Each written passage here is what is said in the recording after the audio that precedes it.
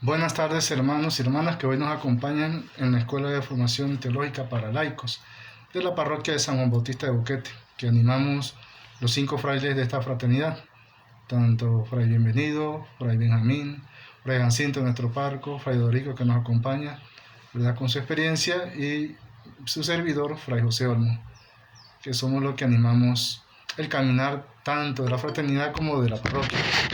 Hoy nos permitimos entonces dar inicio de manera virtual al proceso que ya habíamos iniciado desde el año pasado, ¿verdad? Y en este bloque temático vamos a tratar 2 temas fundamentales. Vamos a hablar sobre la iniciación cristiana, un tema que se llama liturgia y sacramento, ¿verdad?, que consta de esta riqueza que vamos a pasar de manera sucinta, dado que muchos de nosotros tenemos la oportunidad continuamente de participar de tanto celebraciones litúrgicas y también de la experiencia de fe como es el momento sagrado de los sacramentos. Entonces van a ver que el contenido es mucho más breve, pero también iluminador, para que nos dé la base fundamental de lo que vamos a tratar y que más adelante nos sirvan para poder ir poniendo bases para dar continuidad a un proceso mucho más profundo de la fe y del caminar cristiano.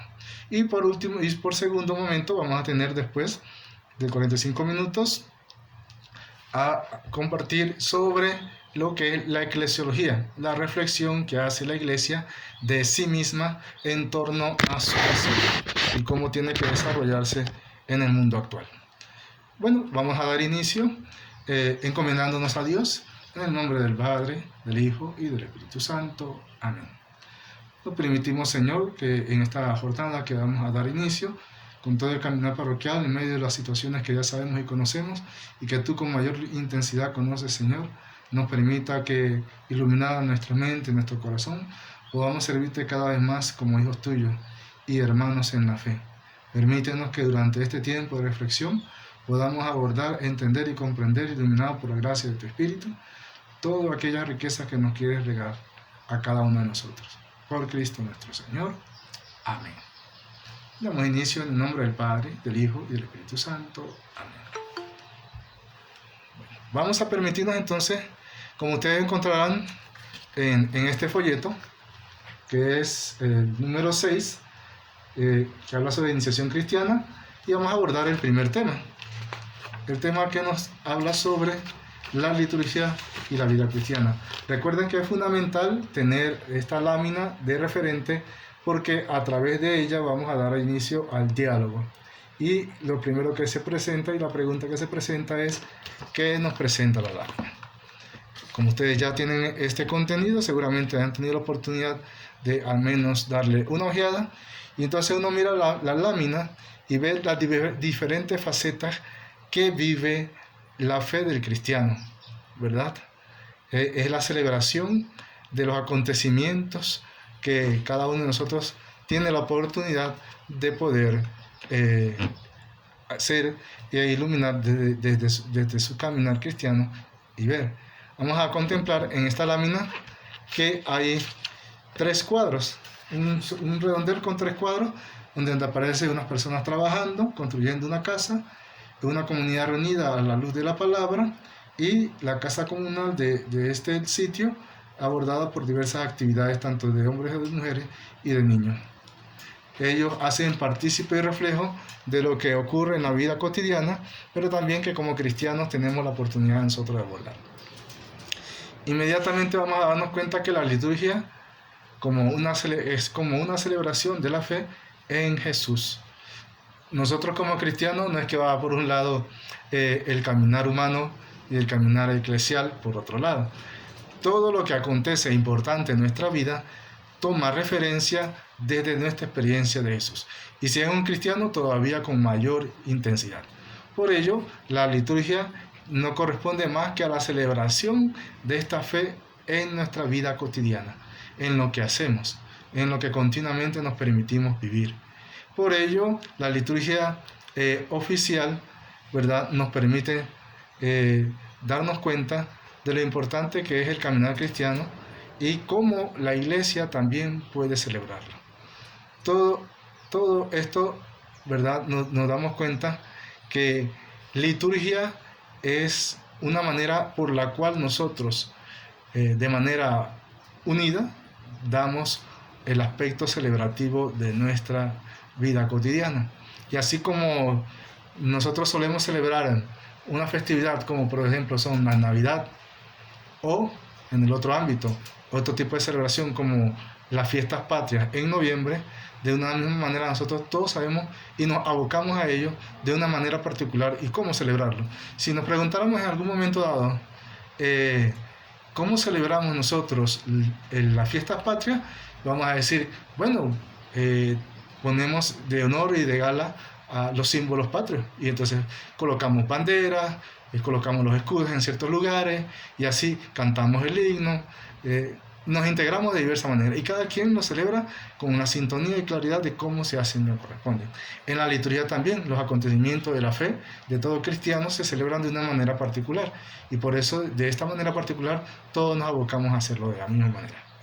Pero la liturgia no se agota, la liturgia no solamente lo podemos concebir como aquello que se realiza en el sacrificio de la Eucaristía, sino que hay otras maneras en las cuales la fe también se celebra. Y allí entran también tanto los sacramentales como otros elementos. Por ejemplo, cómo celebramos con fe las procesiones.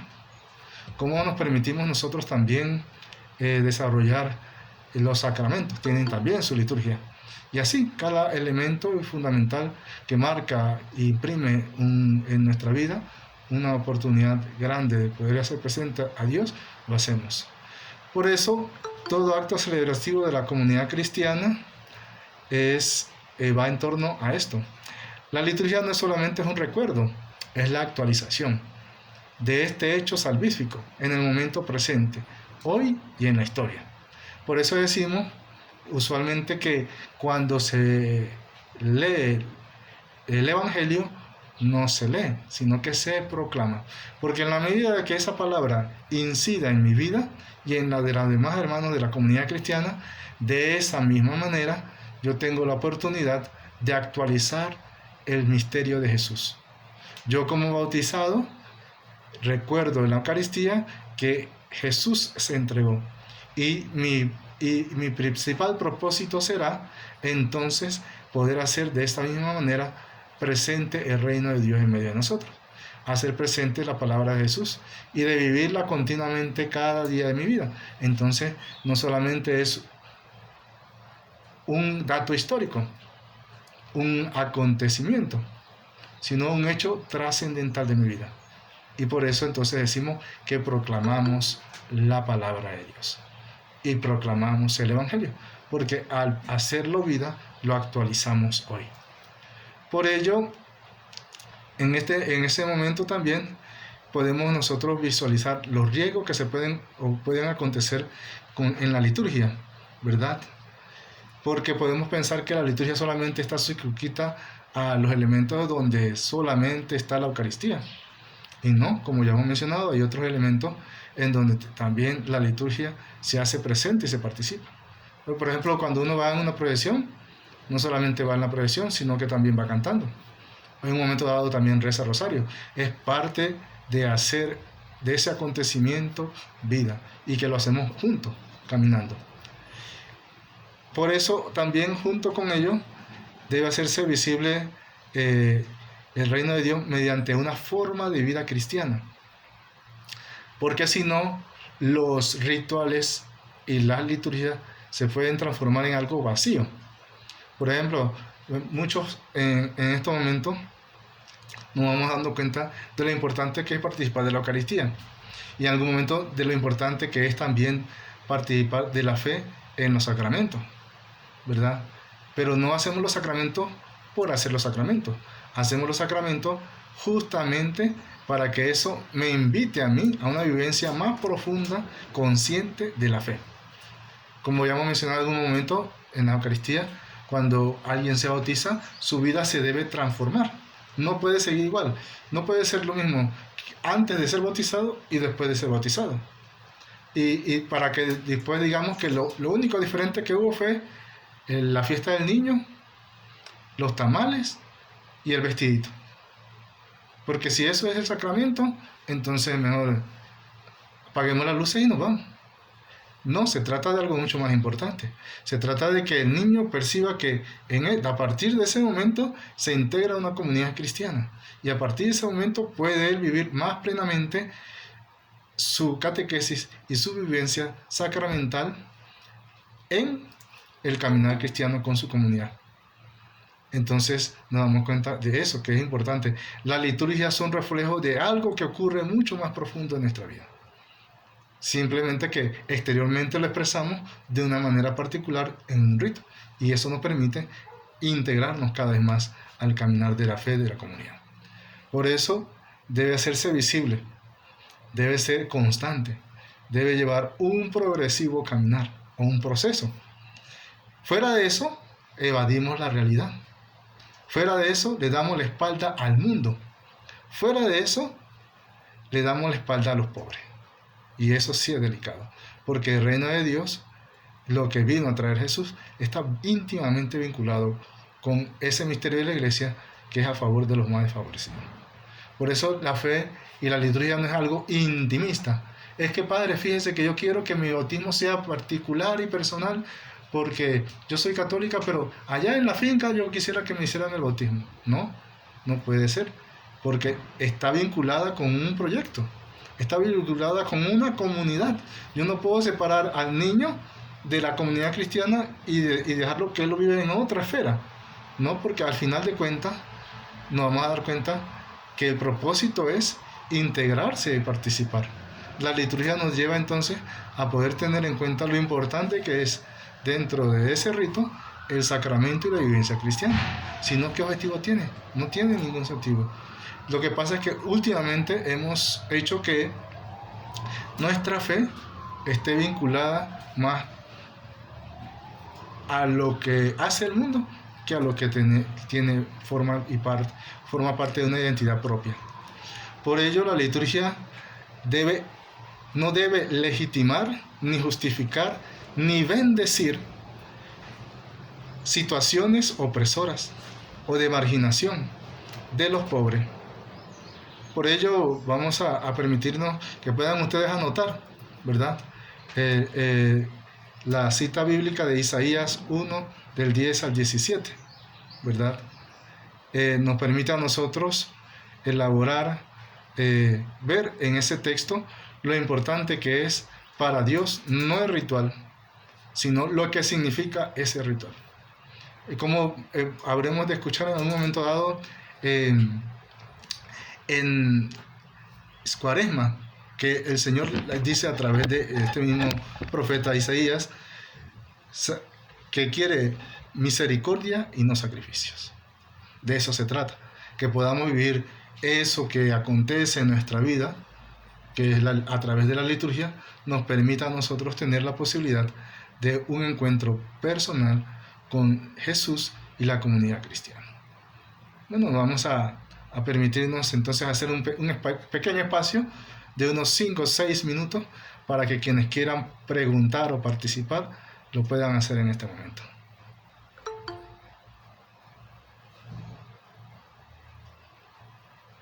Para eso va a ser necesario que los que van a participar desbloqueen su micrófono. Ahora sí podemos desbloquearlo un momentito.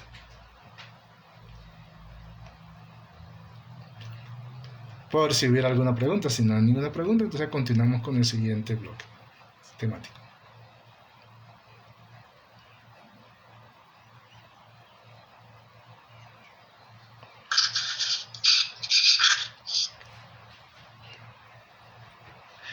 La liturgia y la vida cristiana es lo que hemos ido desarrollando en estos primeros 15 minutos.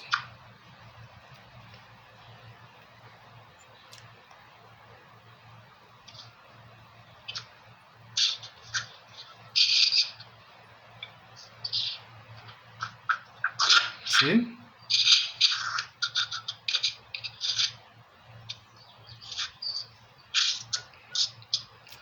Bueno, a ver.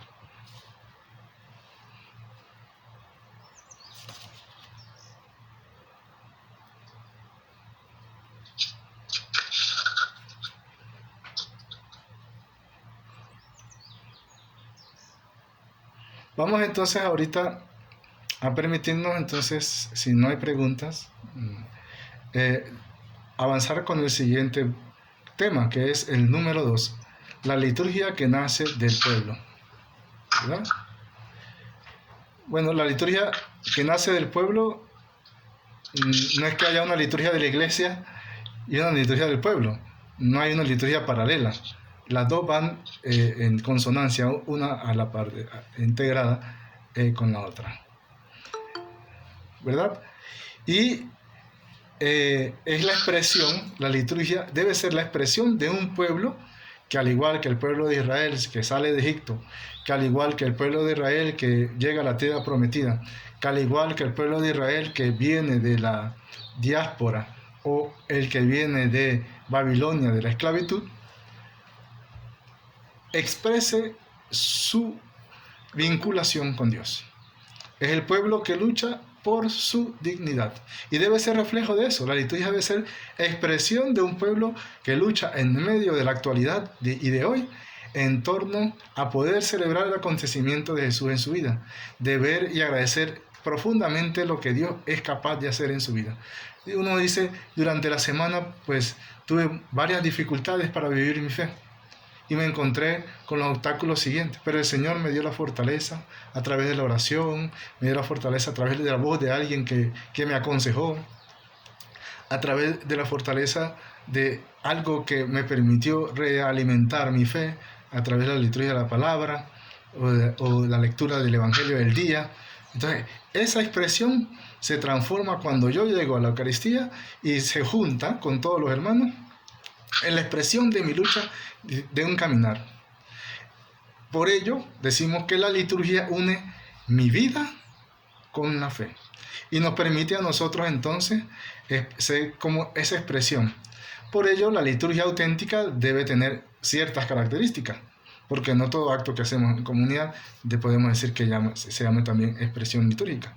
Bueno, estas características las vamos a ir enumerando poco a poco. Una de ellas es la expresión simbólica de esperanza y liberación, ¿verdad? Cuando nosotros nos encontramos y llegamos al momento de la Eucaristía de la oración de los fieles, lo que brota inmediatamente es orar por aquellos que más necesitan. Y estos días hemos estado orando por todos los que se enferman, especialmente del COVID, ¿verdad? Hemos orado por aquellos que no tienen empleos y no tienen que llevar el sustento a sus hogares, el plato de comida.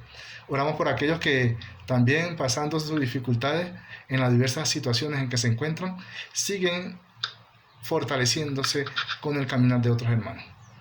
Por ello, este elemento es imprescindible. Es la expresión simbólica de esperanza y liberación de un pueblo que lucha. Es también, como dirá el segundo elemento, participación activa del pueblo, en donde todos participan. Bueno, ahorita nos vemos un poco limitados porque presencialmente no podemos ver a los niños o a los adultos mayores, pero en las redes sociales nos acompañan. Y de esa manera también piden orar. Pidamos orar por abuelito, pidamos orar por el difunto que tenemos presente y recordamos. Y pedimos, entonces, es la expresión y la participación activa de todos aquellos que como pueblo también tienen interiormente ese afán de lucha. El tercer elemento es hacer memoria de los mártires en América Latina. Y nosotros hacemos memoria también de aquellos que han sido capaces de dar en sus lugares una expresión más álgida. ¿Verdad? En Panamá tenemos a Héctor Gallego y a Nicolás Van Cliff, ¿verdad? Aquellos que han sido capaces de dar su entrega. Pero también tenemos otras muchas personas que no necesariamente están reconocidas institucionalmente por la Iglesia y que sabemos que han sido signo de esperanza, de amor y de lucha dentro del pueblo. Y por último, de las características que debe tener una liturgia auténtica es que se hace presente en las luchas de los pueblos. Y por ello, el folleto nos presenta dos textos. Uno de ellos, ¿verdad?, es el texto que aparece de Monseñor Romero y otro es del documento de Puebla, ¿verdad? Como expresión de una vivencia profunda de la fe. Recuerden que ese es el elemento fundamental. Para ello, la liturgia, para poder responder al sentir del pueblo, al caminar histórico de los cristianos en América Latina y en todo el mundo, tuvo una reforma. Aquellos que tuvieron la oportunidad de ver el chat antes de entrar hoy a la presentación, tuvieron la oportunidad de ver que yo dejé colgado un video de 3 minutos, solo son 3 minutos, donde un sacerdote nos explica brevemente algunos de los elementos característicos que constituyeron la reforma litúrgica de la Iglesia. Estamos hablando del Concilio Vaticano II, que fue de 1963 a 1967. Y ello implica cosas que son sustanciales para poder delinear la Iglesia o la forma litúrgica que tiene la Iglesia hoy. Uno de los principales documentos que se presentó en el Vaticano II tuvo que ver indiscutiblemente con la liturgia. Y en ello podemos recordar algunos elementos que antes en la liturgia no estaban integrados como lo vemos hoy en la Iglesia. Por ejemplo, ¿qué cosas podríamos decir que se hacía antes del Vaticano II en la liturgia? Específicamente en la liturgia de la Eucaristía, que el sacerdote celebraba de espaldas al pueblo. ¿Qué más? Que el coro o era el organista, una sola persona, o era el padre. El video describe una cosa que me parece a mí muy interesante. Se hacía en latín. La Eucaristía se hacía en latín, por lo cual no podían participar muchas personas que no entendían latín. Y por esa razón, las personas que hacían en la Eucaristía rezaban el rosario, o hacían meditación personal, o hacían cualquier otra actividad vinculada con la fe para poder aprovechar ese tiempo en que no podían comprender el idioma latín. Y de esa misma manera vamos a encontrar otras cosas mucho más sustanciales. Podemos decir, describir físicamente, había una separación entre lo sagrado y lo profano, entre el altar y el resto del pueblo. Esa baranda ya se separó. Entonces da espacio para una participación mucho más activa de los cristianos. Entonces ya no solamente lee la monjita o lee el sacerdote. Ahora hay un equipo de liturgia en donde participan para la liturgia de la palabra. Hay no solamente un organista, ahora hay coros que animan la celebración litúrgica. Aparecieron también grupos de laicos organizados, que ya habían algunos, pero no desarrollados como la tenemos hoy, porque antes, quizás aquí en Panamá no tanto, pero en otros países en América Latina sí fue fuerte un movimiento de laicos muy famoso. Vamos a ver cómo se llamaba. Acción Cristiana, algo así se llamaba. Bueno, pero era el único grupo que había. Y ahora hay grupos para parejas, hay grupos juveniles, hay grupos de movimientos como los que poco a poco hemos ido conociendo, como vamos a ver, los hermanos de Emaús, la renovación carismática, grupos también como matrimonios en Victoria, y así. Tenemos la oportunidad de muchos otros grupos, ¿verdad? El Vaticano II abrió la puerta para una renovación de la liturgia. Y eso nos permitió, de los elementos que he mencionado, todavía faltan otros muchos más que formaron parte integrante de lo que es la caminar de la Iglesia. ¿Por qué fueron necesarias las reformas litúrgicas? ¿Qué tenía? ¿Verdad? La idea de Juan 23 era que todos los laicos pudieran participar activamente de la Iglesia y formaran parte integral del caminar de la Iglesia. No solamente la jerarquía, sino que todo el pueblo de Dios participara. Y por ello fue importante que se incluyeran las lenguas vernáculas. Y junto con las lenguas vernáculas, o las lenguas propias o autóctonas, vinieron las liturgias también propias y autóctonas.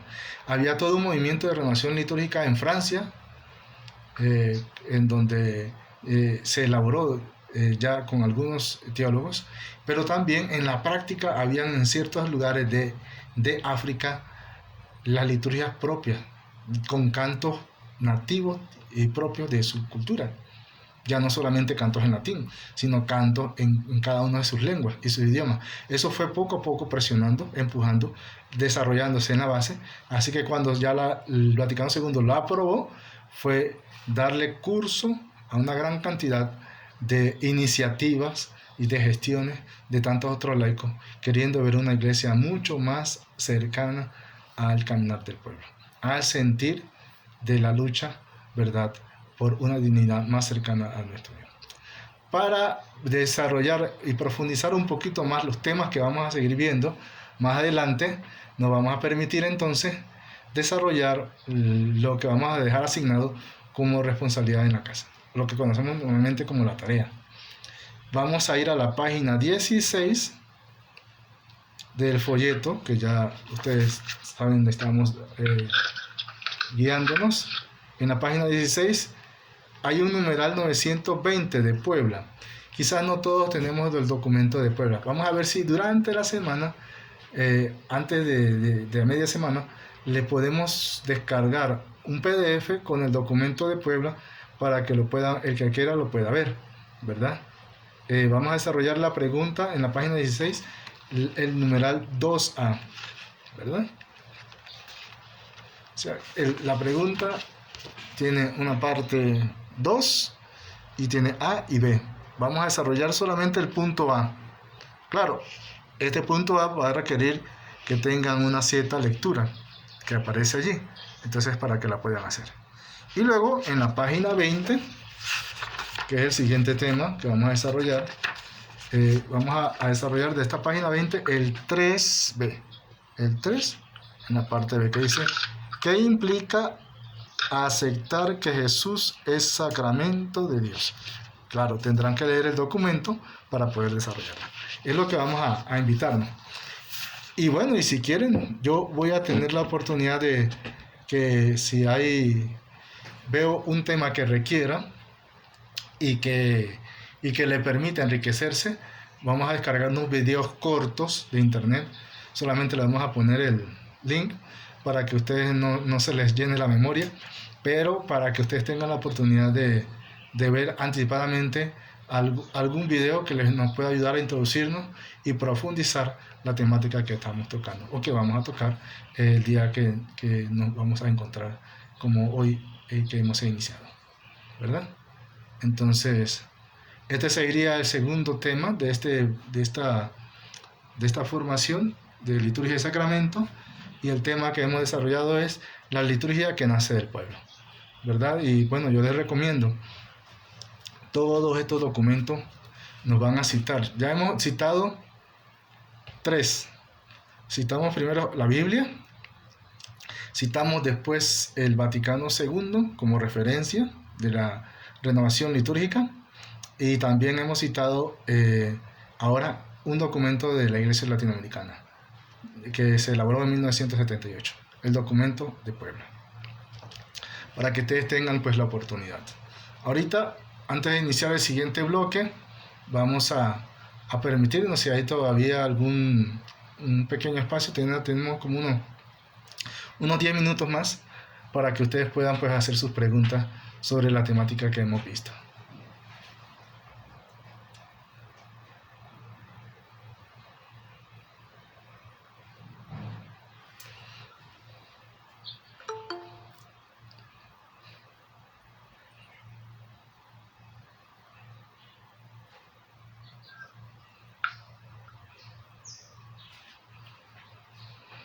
O si prefieren, entonces avanzamos la siguiente temática, y ahí sí van a salir bastantes preguntas, pero pues, porque el contenido es bastante extenso. Por eso traté de agilizar este primer bloque, que es un poquito más corto, para que nos dé por lo menos la movilidad del espacio para poder hacer una profundización mayor del siguiente bloque temático.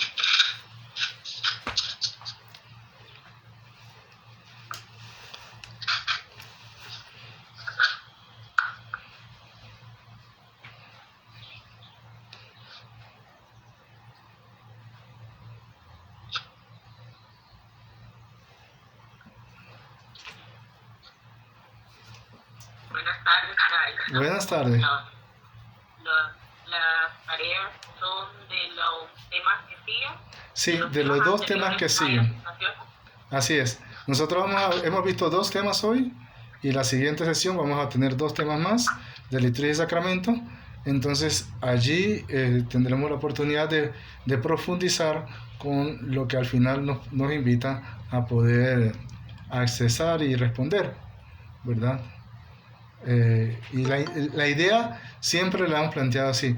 Esta temática se enriquece y se profundiza solo si usted lo lee antes y desarrolla las tareas que están allí. Si no, mucho de lo que el contenido que compartimos puede que se le va a olvidar. Pero sobre todo también la idea es que usted, cuando participemos todos aquí, hagamos preguntas. O sea, que está basado en el presupuesto de que usted leyó el documento y viene con las preguntas anotadas a compartir para profundizar. Por ejemplo, yo fácilmente podría decir, miren, todos me van a leer el documento y el domingo nos vamos a reunir simplemente para responder preguntas.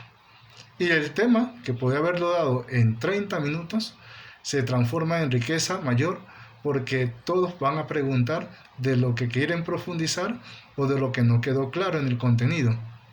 Y en eso fácilmente nos llevamos 30 minutos. Simplemente en eso. Pero si queremos solamente por tener una idea y pasar a vuelo de pájaro y no aprovecharlo al máximo, entonces podríamos hacer esta modalidad que estamos haciendo el segundo plano, que es compartirle las líneas fundamentales y dejarlo así. Cuando no se pregunta, hay dos posibilidades: o quedó demasiado claro o no se me quedó nada, ¿verdad? Pero la idea es que tengamos la posibilidad de preguntar de manera abierta. Yo creo que todos estamos aquí para crecer, tanto como yo como usted. Yo, para poder, aunque muchos de los temas que estamos compartiendo o de los elementos que estamos compartiendo yo los comprendo bien, habrá momentos en que yo tengo que buscar para revisar, porque eso que se escribió, que seguramente ya se transformó o ya se cambió, o quizás eso que yo conocí, no conocía otro elemento, otra arista, y ahorita me toca profundizarla. Y la idea es eso, que ustedes, haciendo la tarea, puedan escribir sus preguntas y venir ya con las preguntas en la mano, para ver cómo podemos profundizar aquello que ustedes pues tuvieron la oportunidad de ojear en el documento. Gracias, Fray, por la respuesta. Gracias. Sería bueno si pudiera, como dijo, compartir lo que fue lo que es el Vaticano II, y ahí también dice el número 96 de Medellín, porque yo pues lo puedo acá descargar en la computadora y tenerlo, pero si lo comparten, pues pueden conseguirte el PDF. Sí, vamos a hacer una panorámica general para que ustedes tengan más o menos idea. En América Latina tenemos una gran riqueza que no tienen otras conferencias del mundo. Me refiero, por ejemplo, los obispos y la iglesia de Europa, ese es un bloque. Los obispos y la iglesia en África, ese es otro bloque. Los obispos y la iglesia en Asia es otro bloque. Los obispos y la iglesia en América Latina es otro bloque. La conferencia de obispos en Canadá y Norteamérica es otro bloque. Nosotros decimos tenemos una gran riqueza porque nosotros, antes del Vaticano II, ya hubo una reunión. En 1958, alrededor de esos años, se reunieron los obispos de América Latina en Río. Ese documento es el menos citado. Y es menos citado justamente porque fue antes del Vaticano II. O sea que muchas de las cosas que se establecieron allí, el Vaticano II, como propuesta, el Vaticano II las hizo efectivas. Entonces, seguramente allí se plantearon cosas como lo que hemos visto de liturgia, o lo que hemos visto de caminar de la iglesia o eclesiología, o lo que podremos ver en la participación de la iglesia en la sociedad. Después de ese documento, cada documento tiene 7 años más. En el 68, o después por ahí, vino otro documento, el documento de Medellín. Y ya Medellín sí tiene Vaticano II, y es lo más reciente del Vaticano II. Después vendrá Puebla, después vendrá, aunque no fueron 10 años, porque se suponía que cada 10 años, 58, 68, 78. Pero ya el siguiente no fue en el 88, sino que lo extendieron un par de años más para que coincidiera con los 500 años de la venida de la evangelización en América. Entonces lo hicieron en el 92, ese es Santo Domingo. Y después de Santo Domingo, tenía que venir ¿cuál? Tendría que haber venido el 98, y no hubo. Entonces se extendió hasta el 2007, que fue el último documento de América Latina que conocemos como Aparecida. Todo eso, estos documentos son documentos conclusivos del caminar de América Latina, del caminar de nuestros pueblos desde México hasta la Tierra del Fuego en Argentina y Chile.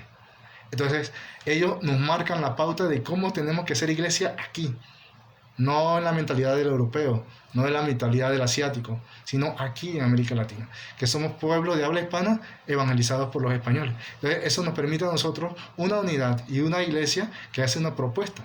Uno de los que más fuerte hizo propuesta fue Puebla, porque Puebla marca un itinerario, tiene un método que a partir de ahí comienza a ser vigencia para todos los demás documentos, que es el ver, juzgar y actuar. Eso marca después la tradición de todos los demás documentos. También Puebla asignó opciones, y entre las opciones preferenciales que hizo fue opción preferencial por los pobres. Y eso marcó profundamente la Iglesia de América Latina. Perdón. Y hubo una segunda opción. Entre las primeras tres opciones está una opción preferencial por los jóvenes. Eso no lo tenemos que olvidar. Eso lo vamos a ver cuando veamos eclesiología latinoamericana. Pero yo lo introduzco aquí para iluminar e ilustrar un poquito lo que preguntaba Elisa, que es bien importante. Por eso el Vaticano II, en medio de todo eso del caminar de América Latina, se inserta para hacer más pleno todavía lo que él soñaba América Latina, lo hace a nivel universal el Papa Juan XXIII. Lo empieza el Papa Juan XXIII con la idea decía Juan XXIII que el Vaticano II tendría que hacer un abrir la ventana y refrescar el viento y los aires de la nueva iglesia a través del Espíritu Santo. Entonces, entre las reformas que hizo el Vaticano II, un apartado importante fue la liturgia, porque de la liturgia dinamizó otras esferas de la fe mucho más profundas. Por ejemplo, el hecho que nos comentábamos de celebrar de frente o de espalda significa mucho para nosotros, porque nosotros los latinoamericanos no podemos saludar a alguien dándole la espalda. No podemos tener contacto en una iglesia de espalda al resto de los hermanos. Para nosotros es muy difícil no ser ni cercanos ni cariñosos, porque somos muy afectivos. Entonces, eso marca profundamente a la iglesia, de manera tal que nosotros vemos, nos parece para nosotros, las nuevas generaciones, algo normal, cotidiano. Llegas a la Eucaristía y te dan la hostia todas las veces que llegas a la misa. Pero eso no existía antes del Vaticano II. Antes del Vaticano II se daba solamente en una especie, que era solamente la hostia. No había posibilidad el vino, por decir algo. No se podía dar todos los días, ¿verdad? Se daba allá al tiempo. En la Edad Media podía comulgarse para la vigilia pascual, y para eso había que hacer ayuno de 3 días antes para poder comulgar. Eso para nosotros nos parece ilógico. Una iglesia nuestra hoy, pero es fruto del Vaticano II. Por eso el Vaticano II marca un antes y un después. Es el único concilio que no fue convocado por una problemática de la iglesia. Antes se convocaba porque había una herejía o porque había un error que había que corregir. El anterior, el Vaticano I, fue para rechazar la modernidad, los progresos del mundo moderno y la ciencia que podían en algún momento negar el poder y la injerencia de la iglesia dentro de la humanidad. Y hubo un decreto en el cual se rechazó todas las ciencias novedosas que estaban surgiendo, y que podían de a un lado o desacreditaban, según sentía la iglesia, el camino de la iglesia. Pero este concilio del Vaticano II fue convocado para mirarse hacia adentro, no hacerle frente a una problemática exterior, sino ver la problemática internamente, hacer autocrítica y decir, podemos crecer y mejorar. Y entonces es una gran riqueza el Vaticano II, porque nos da la posibilidad de transformar nuestra misma esencia de ser iglesia. Yo voy a decir algo que quizás para algunos pues, pueda resultar extraño. Han habido papas famosos, han habido papas que tienen un gran protagonismo, ¿verdad? Pero si a mí hay alguien que hay que destacar como un papa que es sumamente santo por la obra que realizó, es Juan XXIII. Porque nos regaló una iglesia diferente, la iglesia que tenemos hoy, que nos permite desarrollar muchas cosas y en vez de separarnos del mundo, nos integró más plenamente en él. ¿Sí? Por eso hubo un movimiento dentro de la reforma litúrgica, hubo un movimiento en Francia sobre todo, de sacerdotes que eran obreros. Decían, el sacerdote tiene que estar involucrado en los procesos de la vida sencilla de la gente, en el movimiento popular y en las luchas de los más necesitados. Tiene que hacerse presente. Y un signo, por ponerlo destacable, era que ellos hacían jornadas de trabajadores y obreros y también jornadas en donde como sacerdotes llevan adelante el caminante del pueblo. Fue parte de ese brotar y surgir de buscar una iglesia renovada, una iglesia más actual, una iglesia que estuviera involucrada en la historia, no separada como había estado a partir del Vaticano II, primero, ¿verdad? Bueno, creo que esto nos ha ya ayudado a profundizar un poquito más, porque el Vaticano II da mucho más riqueza. O sea, si es del Vaticano II tendríamos que hacer una materia aparte, porque es mucho el contenido que tenemos. Habíamos tocado solamente la parte litúrgica, falta la parte sacramental, falta la parte pastoral, falta la parte también que tiene que ver con la iglesia y la sociedad, que es vital e importante, y todos son de gran riqueza. Muchas gracias por la pregunta, Elsa.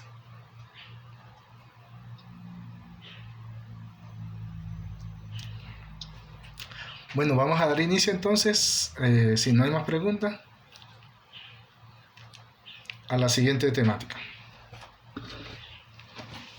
Vamos a ver entonces ahorita, este es el que vamos a desarrollar. Se habla sobre la eclesiología, pero es en la historia. Esa es la particularidad. La eclesiología de la historia es la iglesia de los pobres, así le han querido titular a este bloque. Y vamos a permitirnos entonces ver la lámina, ¿verdad? El cuerpo de Cristo en la historia, eso es la iglesia. Y ponen a Jesús, y ponemos acá también la gente sencilla del pueblo en sus labores cotidianas, en medio de este mundo, ¿verdad? Bueno, la iglesia es, como lo conocemos tradicionalmente, la formamos todos los bautizados, pero también de donde formamos nosotros el cuerpo integral que nos une a todos es Jesús. Por eso este primer tema, que se llama la iglesia, cuerpo de Cristo en la historia, nos hace referencia a eso. Pero iniciamos diciendo que la eclesiología es la reflexión de la iglesia sobre sí misma, y ello va a abordar temas fundamentales. Uno de ellos lo mencionamos ahorita que hablábamos un poquito sobre el Vaticano II, es su misión. ¿Cuál es la misión de la iglesia? La reflexión de cómo debemos nosotros actuar en el mundo. También, ¿qué tipo de modelo queremos? Ahí vamos a ver más adelante los diferentes modelos. Pero ¿qué tipo de iglesia queremos ser? ¿Una iglesia que le puede dar la espalda a la sociedad y al mundo? ¿Una iglesia que está integrada en su historia? ¿O una iglesia diferente? Queremos reflexionar qué tipo de iglesia soñamos y queremos ser, especialmente si queremos corresponder al seguimiento de Jesús. Recuerda que en el tiempo de Jesús le pregunta a sus discípulos y le pregunta, ¿y ustedes quiénes dicen que soy yo? ¿Cómo ustedes piensan que debe ser el Mesías? En el fondo le estaba diciendo, no, dicen unos que tú eres como Elías, como un profeta. Hay otros que dicen que eres como Juan Bautista, un profeta mucho más actual. Otros dicen que eres Moisés o Elías. Ahora, ¿pero quién es realmente? Entonces Jesús lo va mostrando con su vida durante esos 3 años. ¿Y cuál es la misión que deben tener entonces a raíz de eso la iglesia hoy? Para eso es importante que tengamos en el desarrollo de esta reflexión presente cuál es la finalidad práctica de la iglesia. ¿Cuál es su función? Ella debe ayudar a cumplir la misión histórica de Jesús. Pero eso es importante que entonces de trasfondo los valores de Jesús estén presentes. que nos anime el amor, la solidaridad. Pues sí, por eso el cuerpo de Cristo debe estar y desarrollarse en la historia. Y esa misión la va a realizar allí con las particularidades que tiene la historia donde vivimos. No es lo mismo una iglesia que vive en Europa, donde hay mucha incredulidad, ateísmo, indiferencia, a una iglesia en América Latina, donde somos más afectivos, donde hay más cercanía, estamos vinculados con los movimientos populares, con la lucha de los pueblos, en países donde ha habido muchos mártires, mucha gente que ha entregado su vida, es un contexto totalmente diferente. O una iglesia en el este, allá en Asia, es una iglesia que es clandestina, una iglesia que es perseguida, una iglesia que necesita que podamos reafirmar los elementos fundamentales y estar dispuestos a entregar la vida en algún momento dado. O una